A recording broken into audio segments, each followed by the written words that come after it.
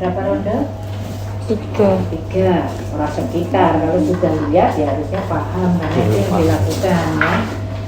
Ada 3 ronde, pre-run, run, dan post-run. Sebenarnya itu yang kita lakukan itu sama kayak Dek, nanti ini tak carikan kasus ya, contohnya kayak herpes zoster.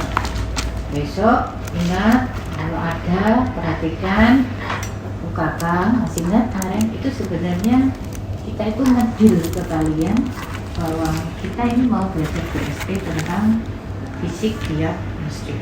Pre-run itu nanti kita akan cari herpes zoster, kita akan mengamati UKK-nya nanti seperti ini. Oke, semua paham? Pre-run ya.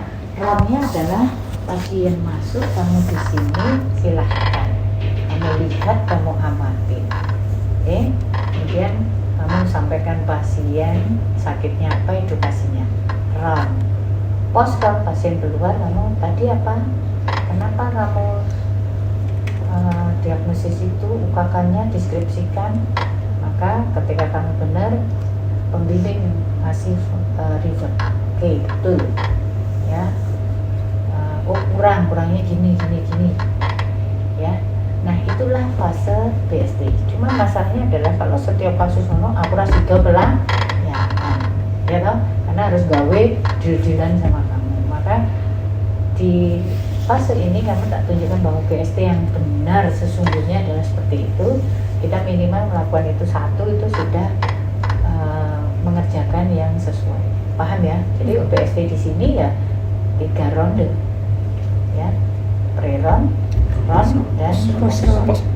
Jadi kalau ada yang masih bingung, oh foto BST ya kebangetan. Jelas sekarang ya. Kemudian refleksi kasus. Refleksi. Ketika kamu menemukan sesuatu, kamu akan refleksikan kemudian hari. Maka apa yang direfleksikan?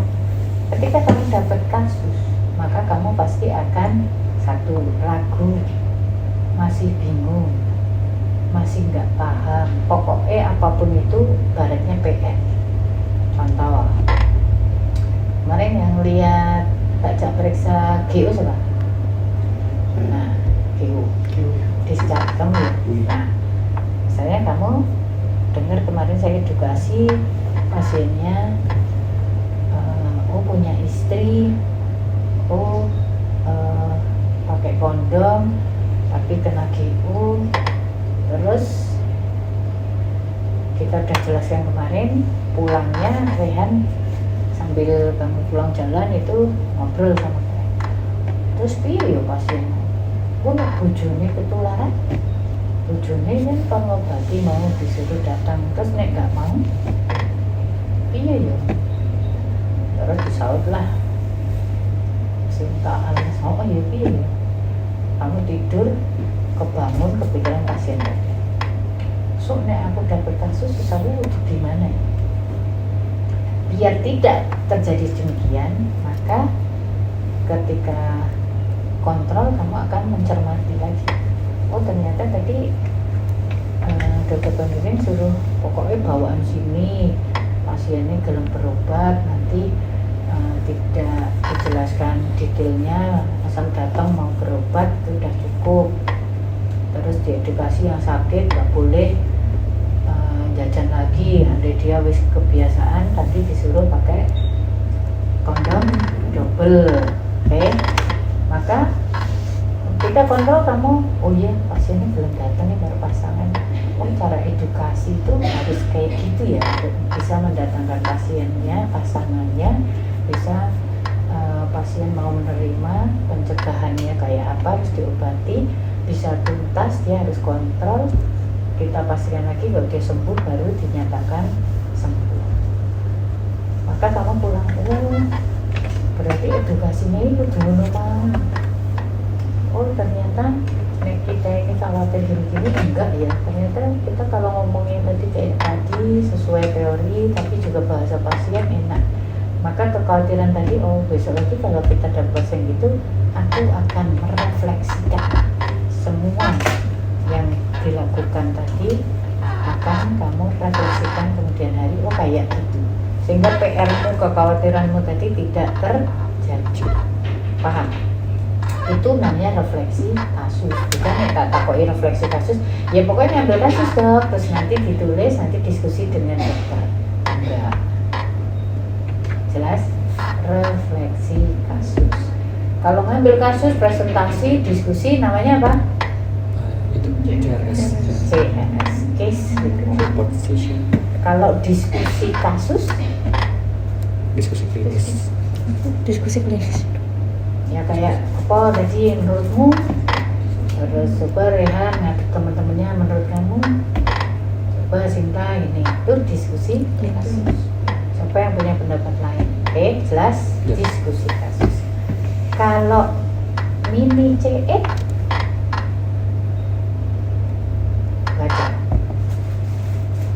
Kamu minta nilai dok, saya mau penilaian mini CE. Mini CE ini opo? Baca yang kenceng. Mini clinical evaluation exercise. Terus poin apa yang kamu mau minta ke pembimbing? Baca keras, urut dari atas. Kemampuan wawancara medik, kemampuan C pemeriksaan. satu-satu. Kemampuan wawancara medik. Titik. Ketika kamu duduk di kursi panas, secara tidak menyadari kamu melakukan ini. 2. Kemampuan pemeriksaan fisik. Stop. Pemeriksaan kita suruh berdiri, pegang loop, pegang senjata. Apa ungkapannya? Apa deskripsinya? Terus, Kemampuan humanistik atau profesionalisme. nah, profesionalmu di depan pasien. Terus, Keputusan klinis. apa? Menegakkan diagnosis. Bu, Pak, sakitnya ini. Terus, Kemampuan konseling. nah, edukasi. Pak, Bu, gini-gini, jangan gini. Pasien tanya, konseling. Jadi tidak cuma satu pihak. Terus, Organisasi atau efisiensi. orang lantur pasiennya mbok ikutin. Nah, paling sering itu rehat. Pasien ngomong dirungokku suwi ditanggapi. Tidak efisien. Mana yang sesuai? Ya Pak. Tapi saya tanya lagi, yang dijawab yang ini aja nggih. Nanti ngobrolnya kepanjangan. Pasien nggak tersinggung. Efisien. Ya. Ini loh, semakin tua mana makin nggak efisien. Terus Kompetensi klinis secara keseluruhan. berdasarkan evidence based, kompetensi, DD-nya, pemeriksaan penunjangnya, terus apakah ini patofisiolnya, ini menurut saya ini kilo. Tadi contohnya, kenapa dia dermatitis kasis, karena ini kenapa enggak lichen simplex, kompetensi. Sehingga kamu berharapnya itu kompetensimu apa? Misalnya kasus yang kamu minta itu kompetensimu apa nanti? Levelmu kompeten berapa? 3A, 3B, 4. Nah, 4. Jelas? Jadi kalau kamu, dok besok penilaian mini CX, sekarang masih bingung nggak? Kamu tuh minta nilai apa? Ya. Nah, sebenarnya kamu waktu di sini tuh saya udah punya nilai. Dan kamu beruntungnya di kulit sehari minimal 1 kasus. Kalikan aja berapa hari kamu pegang. Maka saya udah nggak usah nanya, saya udah punya nilai untuk ini berapa, ini berapa, karena sebenarnya hari-hari yang kita lalui adalah kamu melakukan ini CX. paham dah. Jadi nek kamu ini cek apa kebangetan, nggak paham, nggak tahu, padahal sudah melakukan. Jadi kalau besok misalnya minta nilai mini CX itu, saya hanya formalitas kamu kasusnya aja. Misalnya kamu hari ini, misalnya kemarin herpes zoster, maka aku mesti histeri apa tahu, kakaknya apa tahu, hanya teorinya aja, bukan itu ya yang aku nilai, tapi sebenarnya nilainya adalah saat kamu pegang saat itu. Tapi kan nggak mungkin hari itu aku bukan nilai, ya. Jadi ini pemahaman yang saya luruskan biar kamu nanti sampai selesai koas tuh paham benar gitu. Oh ini CF tuh aku kayak ini loh. Terus mengalirlah ceritamu karena kamu memang melakukan, melalui. Paham? Oke? Jadi besok ya cuman teori ini.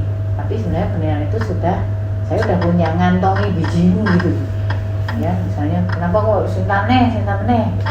Paham? Ya. Nah, hari ini alhamdulillah dari dua temanmu yang tak utamakan ya, Alma sama Sinta, saya kira dia sudah dengan usahanya menjajari tiga temannya ya.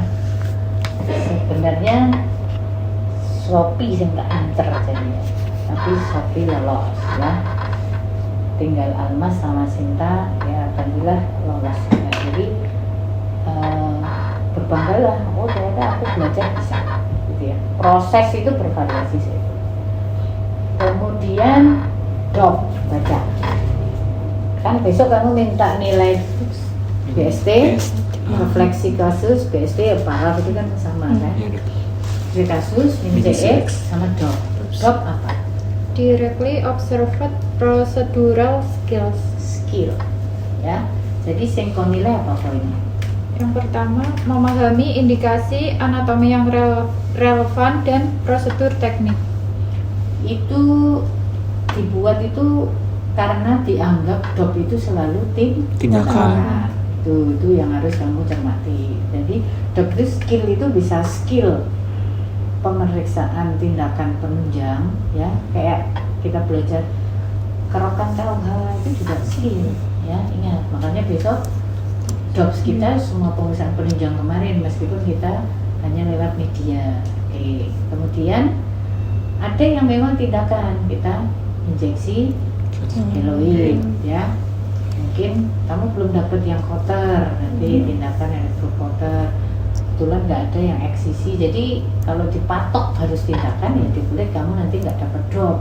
Tapi kita drop bisa alihkan yang pemeriksaan penunjang sama pemeriksaan misalnya apa, Nikolsky sign itu kan juga skill. Kemudian lo ada zero ini saya ngomongin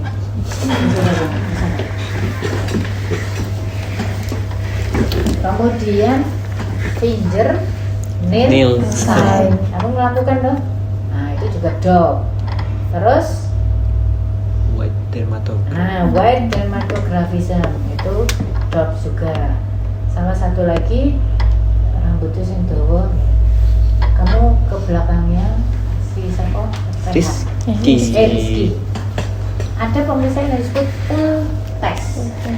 Full test itu bisa dilakukan pada seorang yang merasa dok rontok.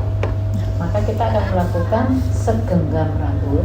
Dengerin sih, segenggam rambut kurang lebih di 50 lembar. Maka ketika kita taikkan, ya, kita akan kasih hentakan. Jadi segini, kamu sebelah dulu. Nah, kita kaitkan 2 kali, oke? Pegang, ini fiksasi. Maaf ya Pak, Bu, Mas, Mbak, kita tarik pelan-pelan ya. Set, set, set. Dilihat. Kalau lebih dari 5 atau 6 lembar disebut full test positif. Ini ngomong sudah. Tarik semuanya. Murah dijembit kan Mau ditarik semuanya dok. Ayo. Mau ditarik semuanya. Mau ditarik semuanya. Dendam pribadi. Untung harus dihentak. Bisa nggak? Tanganmu kegedean. Semua cewek pun harus melakukan. Yang satu fiksasi depan. Minta izinnya dulu.